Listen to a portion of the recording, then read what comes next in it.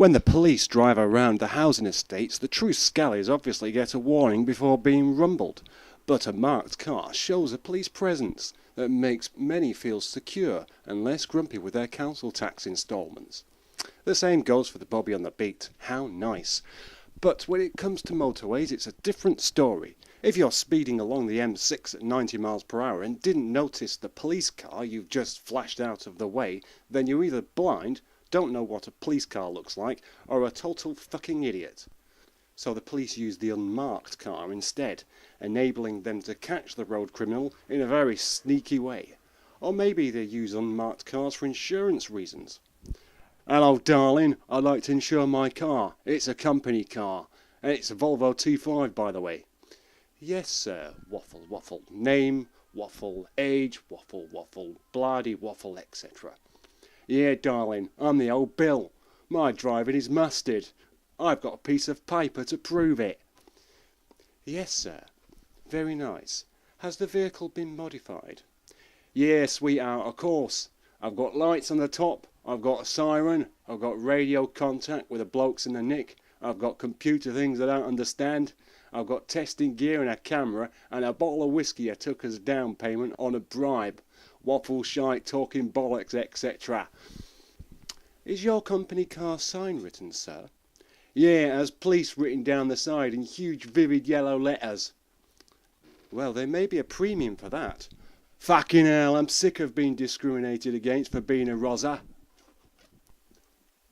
The worst thing about insuring a police car must be the small print, stipulating that you're not covered for street racing, running red lights or exceeding the speed limits. The police are the law, but are they above the law? If they gain promotion and stay in the job through numbers, results or points, why don't they nick each other? Just look out for police cars stopped on double yellows or zigzags. While the other officer is dealing with one crime, slap a fixed penalty notice on his windscreen for not parking like everybody else has to. It seems a little unfair that the delivery driver will get the unsympathetic rule book waved in his face and a £60 fine, while the coppers get to stop where they like as long as there's a fight in the kebab shop.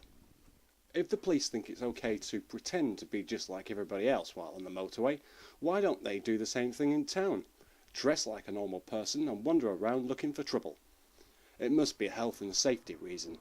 When the plainclothes officer sees the old lady getting her handbag snatched, it's a possibility that he's only allowed to give chase if he's wearing a high visibility jacket. Or maybe it's more involved than that. What you see is a man in a suit until a crime happens.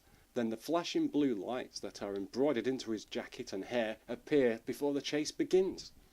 No town would allow a plainclothes person to run through the streets without being sufficiently illuminated. It could cause a pedestrian pile-up, and the innocent public wouldn't know if the police were the police to start with, and would be within their rights to intercept the officer for chasing a nice young hoodie type with a handbag and a DVD player.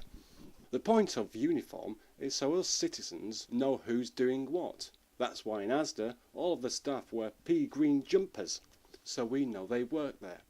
Asda don't want customers asking other customers where the bacon is. You're not there to chat to customers, you're there to shop and spend money and go home with some change in your back pocket. That's why they suit their employees in the same gear.